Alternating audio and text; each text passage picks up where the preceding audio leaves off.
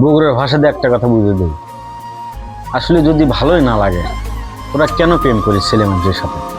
যদি দুঃখ দিতেই মন চায় তাহলে কেন বুকের ভেতরে আগলে ধরে রাখতে চাস? তোরা তো কখনো পারবো না। সবচাইতে নারী জাতি জাহান্নামে বেশি হবে, তোরা কি সেটা জানিস?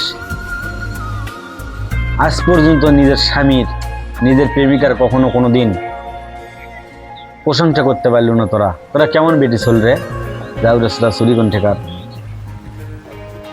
অনলাইন জগতে এত পোস্ট করি, কারো কি ইচ্ছা হয় না আমার সাথে রিলেশন করতে?